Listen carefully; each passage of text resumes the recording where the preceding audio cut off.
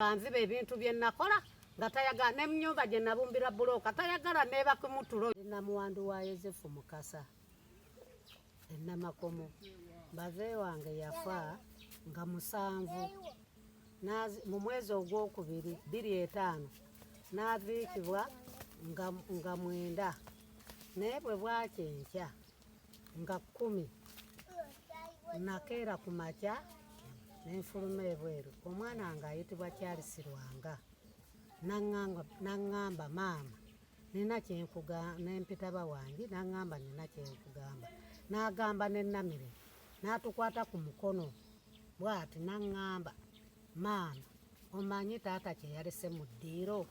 Ne mugamba nakola bwete emikono gyange sirina kye mmanyi. Naŋŋamba yalese ng'agamba eyiika 10 za kutunda konze 10 kitya. Naŋŋamba yagambye za kutunda konze ne mugamba mwana wange Lwanga taata wo yasuze magombo lunaku lumu bwe kiro wasuze okulunguta na kutunda ttaka. Naŋŋamba maama liteekwa okutunda kwoba oyagala kwoba toyagala. Nengenda ŋŋamba muganda wange Nakato yali tannafa ne mugamba Lwanga agambye taata eyalese mu ddiiro kutunda ttaka. Nakato naŋŋamba babiri olutale olwali ewange ewuwo lukoze ekirungi gende wa chairman omugambe muwandiike ebintu by'omufu. Nagende we chairman nga wa mulirwano waffe kumpi awo ayitibwa Namutete Abudu Namutete. Nentuuka yaŋŋamba mulongo ngonkedde ne mugamba nzize ompe ebbaluwa tugende tuwandiike ebintu by'omugenzi ebire Nakifuma. Yaŋŋamba ngo papye konze se papye omuntu bw'afa bawandiika bibye. Yaŋŋamba nkubuulire ebya mwami Yozefu si byakuwandiikibwa. Namuddamu ne mugamba lwaki bave wange afudde alina ebyobugagga bingi n'alina omufaliso baguwandiika naye bave wange alina ebyobugagga. Yaŋŋamba nva mu maaso tambula ogende. Obwenkanya bagamba abalamuzi be balina okusalirawo mulekwa ne namwanddu nga bakaayana. Ne tugenda naye neewuunya omulamuzi Timutaayi ejjinja mu kkooti n'agoba omusango gwaffe ng'agamba nti oli omubbi ye mutuufu nga Lwanga omwana wange yanziba era nga ngobaganya wano mu maka. Naye neewuunya nnyo okulaba omulamuzi oyo ng'atusingisa omusango ng'ate agamba nti tumusasulire ssente omubbi gwe tuba tusasulira yatubba. Bave wange yazaala abaana 12 naye omu yatwala ebyobugagga byonna nze Nambika nti Naffa. Kati n'omulamuzi n'alabira ddala nti Yambika nti Naffa. Naye kati mbonaabona nsula bubi omwana asulira kwagala kunzita angoba wano nti nveewo abaana be bajje babeerewo. Nsaba obuyinza wonna pulezidenti wagamba bannamwandu babayambe ne bamulekwa. Kati nze omwana ambonyaabonya ne chairman Namutete Abudu Namutete ye mukulembeze okutubonyaabonya bambise nti nfudde. Kati ndagabudaza omwoyo gwange gwonna gusula nkankana kuba asuubira okumenyawo ennyumba ano nveewo aweewo abaana be. Nsaba buli ofiisi yonna etuyambe eyamba bannamwandu ne bamulekwa. Omwana nga tataffe be yafa n'asalawo abba ebintu byonna ebyapa bya kitaffe byonna yabikyusa n'abiteeka mu mannya ge. Bagenda okutunula nga bina bikyusizza n'atandika okutunda transfers azikola bw'omu bino ebisigadde yabikyusa byonna n'abiteeka mu mannya ge. Bwe twaddukira mu kkooti okuwoza twoleza emyaka 17. Kati okutuuka eyo twewuunyizza nnyo ebivudde mu kkooti. Twali tusuubira nti tujja kufuna obwenkanya. Obwenkanya tetubufunye kubanga omubbi abeka nga tusinziza omukisa kubanga ebijulizi bonna twabulina bulungi nnyo. Ebibyo byonna byali bikyamu. Leeto vadi Museso yazifuna mu bukyamu n'akola ebintu ebitali bituufu. Kati okusala twagenda okulaba ebivudde mu kkooti nga tetuyambiddwa. Naye tubali tusaba Pulezidenti Museveni oba ne ab'ettaka bonna batuyambe kuba tukoze ekisoboka kyonna. Charles Ziwa asule Nakifuma nalabiraawo ngazze nga ngambye nsayiningire abaguzi be yaleeta mbasayiningireko emikono neŋŋaana bwe nagana nankwata nansiba Nakifuma ku prison ne malayo wiiki emu nensasula akakadde kamu nenvaayo. Tusaba mama nabbanja ajja atuyambe kuba ffe tusobe.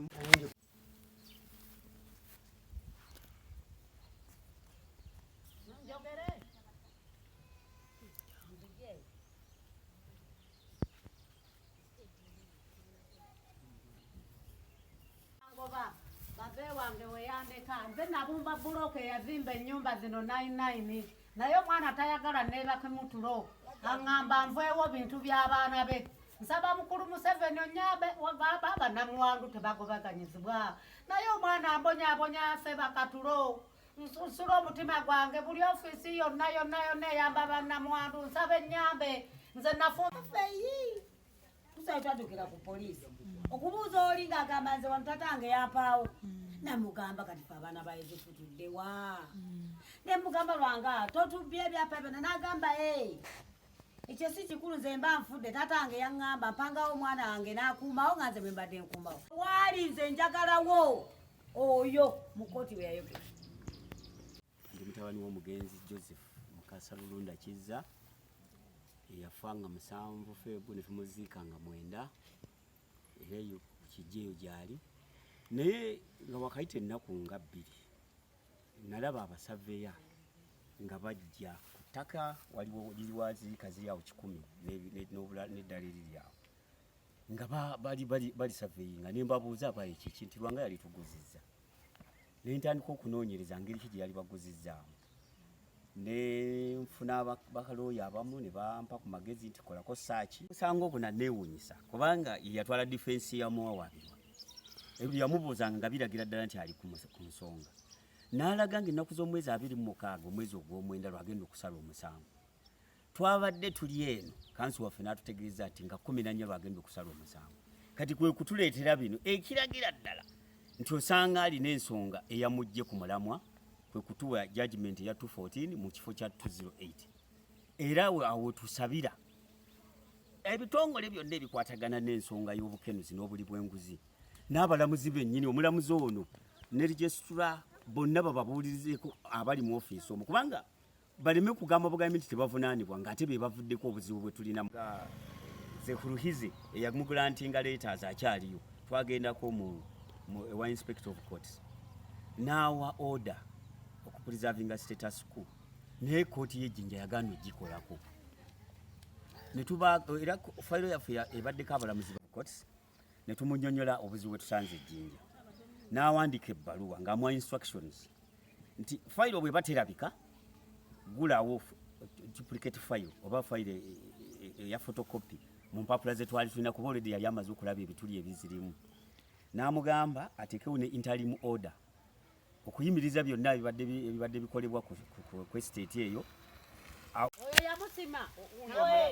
atono yazaalo kati okolo yekino katusoko tubuli naye butanga otambula okujja kunga yalina intention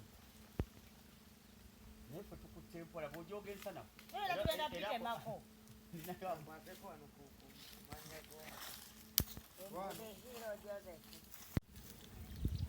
ensonga za wano zitutte ebbanga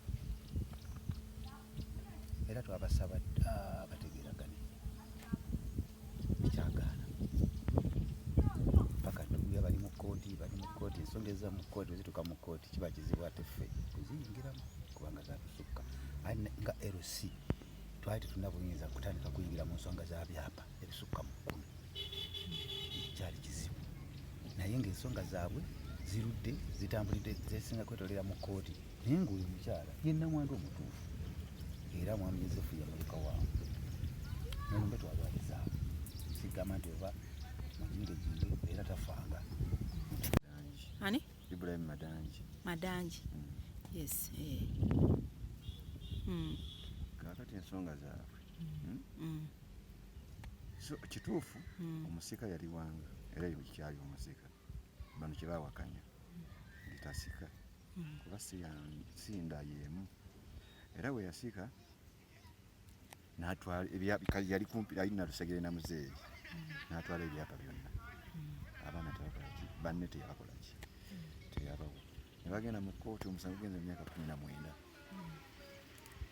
okutuusa kooti teyasaze ng'egamba nti olugwabasinga yagugobye ate bano basasule babi kosi bali basasule babi kati ono kyagambye nti nabawa ekyapa yika 10 ng'abaana mu lubuto luno olwawano famire eno yika 10 nga kiwadde hoyima gamba yika 10 nga kiwadde hoyima bano bagamba fa bakulidde guno kwe kwafa tugende hoyima kirutamanyi bakerekere bwana ewaka atone ettaka lyawa yasigaze eri kubeera ebyapa byatunze biki bingi ye komenti yawe gyemmanyiiko kwebyo